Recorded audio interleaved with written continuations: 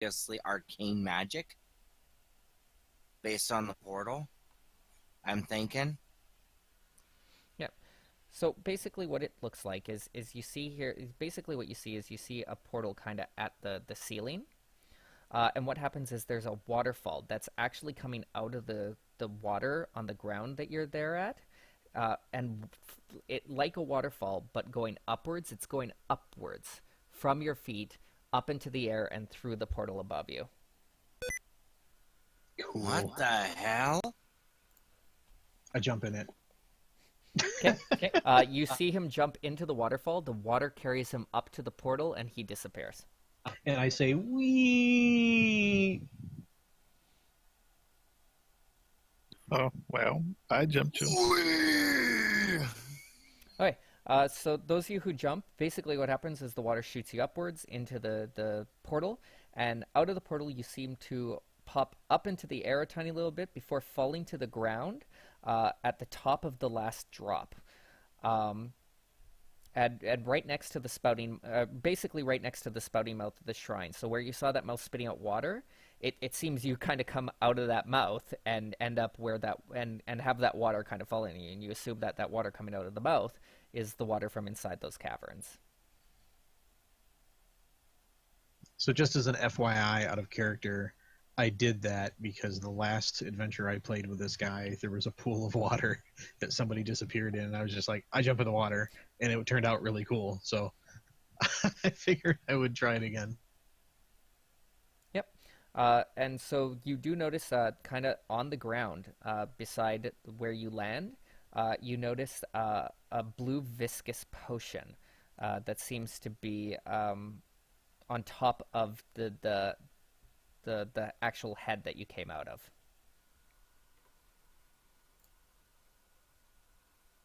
Okay. Huh. I'm gonna. Okay, at this point, I'm looking at it. Potion. We'll try to identify it.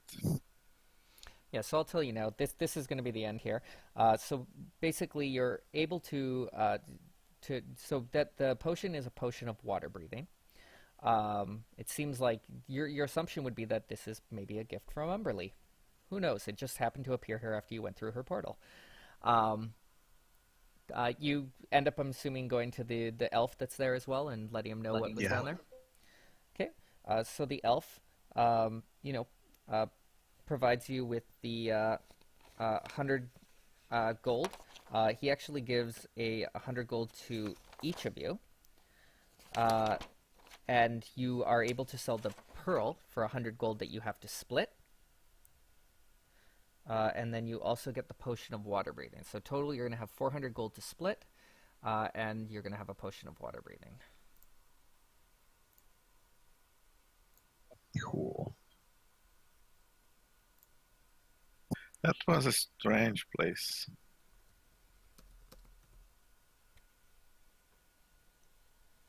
Do you want Extremely to strange. do you want to boulder parchment shears for the potion, or does somebody specifically want it? I just realized it's not Whoever actually in the wants it, if items there's companion. more than one, it would be more of a roll off. That's how they determine with AL.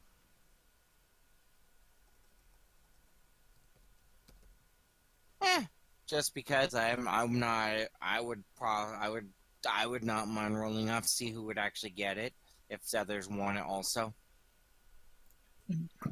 We guess we can all roll for that. Sure. What do you want to do? Just roll a d20? That's basically how it goes with any items like that. Even magical items, it's always roll a d20. Yeah, normally major magic items are based on item count, but these smaller ones you can just roll off on. There you go. Oh, it's not in the inventory for pickup. Yeah, I'm putting it in now.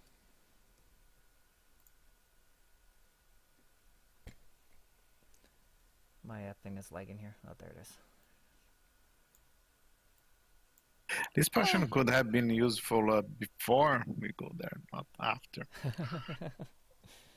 I think what this is the reward we get, the reward that it will give us if we manage to survive that water. For future reference, I think.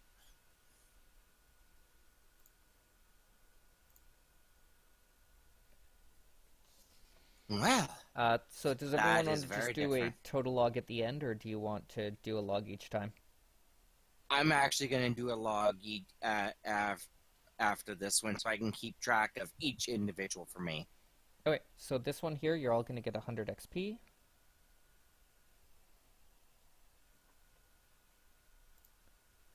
You're each going to get 133 gold.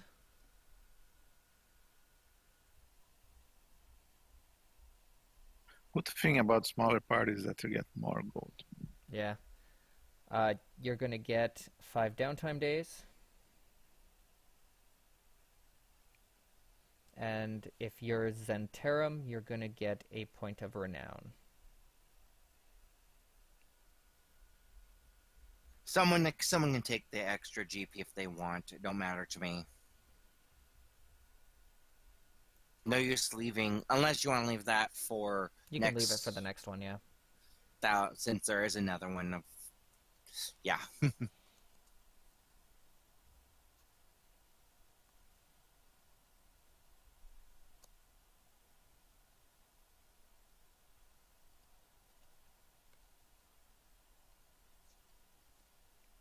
Yeah, if the bullywugs and them knocked you out, they would have put a tattoo under your eye that you can't hide or remove. What kind of tattoo? You've been touched by some force, for good or ill, you do not know. This tattoo resembles a stylized tattoo of a crashing wave just beneath your right eye. Any attempts to remove it fail, and should you cover it, it quickly soaks through any non-magical covering, which mildews, rots, or rusts before falling away. The effects of this mark may become apparent in future adventures. So it's not a good thing. So it's a good thing they didn't knock you out. Yeah. Okay. Did Frumpy get it? No. No, because you'd all have to our be two knocked of out. us survived. The other ones came. Frumpy never got a chance to have the tattoo. Period. Yeah, it's what they do to you when you're all unconscious. I wonder who does that. Some kid. He also draws peepees on people's foreheads when they pass out. Okay, so you all end up Go back to that part. Go back to where we're employed for the time being. pretty much, yeah. So everything seems uneventful here. You go back and you continue to work till for the party.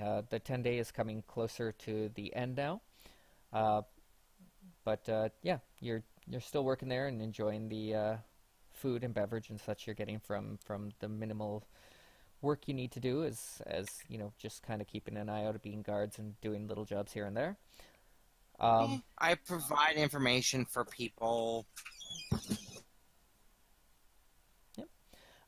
In the middle of your shifts at the Sag Estate today, this is closer to the 9-day of the 10-day, the revelry was dampened by news of civil unrest elsewhere in Mallmaster. Rumors and innuendo abound, and it's impossible to discern what caused the unrest, where it happened, or if it really even happened at all. Mr. Sage approaches you, accompanied by a tall, bald woman in red robes. Bowing slightly, she smiles. I have heard that you are no stranger. I'm actually going to bow courteous, could return the bow to her. Okay. I have heard that you are no strangers to peril, so I have a request to make of you. My friend here requires an escort to her home at the Thyan Embassy. None of you are Harpers, right? No. Okay. I'm Lord's Alliance. The red-robed woman sighs, a smile playing across her lips. Do not be silly. I need no escort. These rumors of unrest are likely exaggerated, and I'm quite able to defend myself should the need arise. Mr. Saj shakes her head. I will not permit it. I am sure you are capable, Thundrazi. But the last thing we need is you using magic to fend off disgruntled citizens. Tomorrow, the rumor would be that you are assaulted them, or tomorrow, the rumor would be that you assaulted them without provocation. Let these capable mercenaries handle the masses. And if it was to be someone's magic, let it be others like mine or someone else's instead. No need to have your magic involved in it. So Mr. Saj basically tells you all that you're excused from whatever normal duties you normally were assigned to, on the condition that you will escort Thundrazi, who she claims is a red wizard of Thay, to the Thayan embassy, where she resides and works. I'll gladly escort the madame here to her where she needs to go. Thank you very much. In exchange, I will make sure that you receive extra pay when you return to the Saj estate after the charge is safely home. All right. Extra pay is good. Okay. So Mr. Saj basically kind of gives a gesture to the Red Wizard and continues on to her party.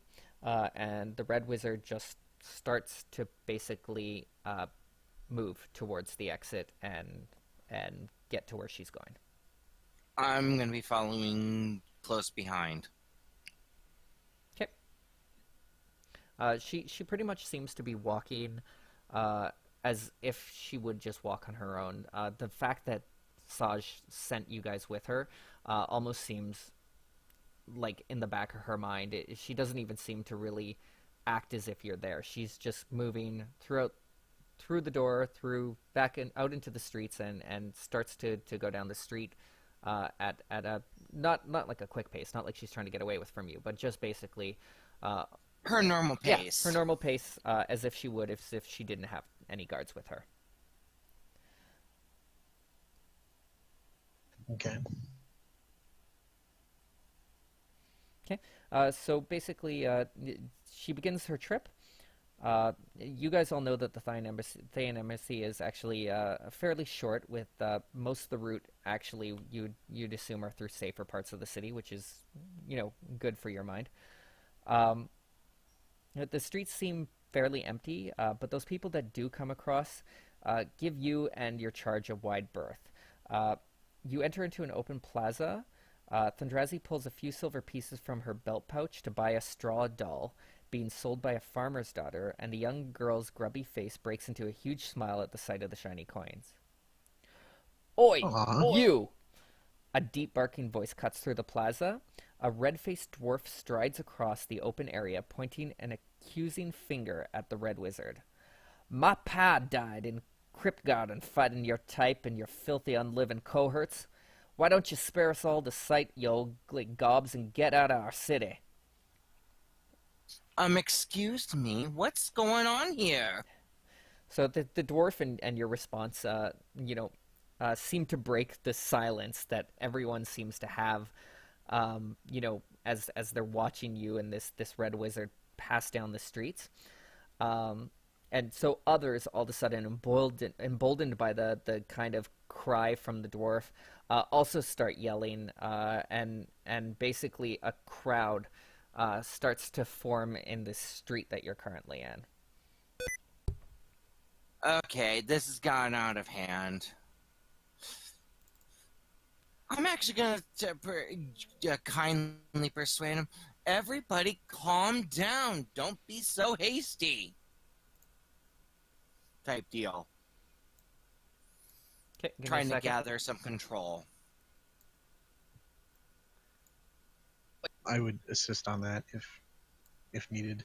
Okay, 1 sec. I'll tell him what to roll with advantage once I have a second. So you're kind of in this street here, and people. She bought something from a merchant kind of off to the side here. Now there's people kind of coming out of that park to the left. There's people coming from the streets, and a crowd seems to be forming around. You're attempting to talk them down? I'm trying to persuade him from doing anything drastic.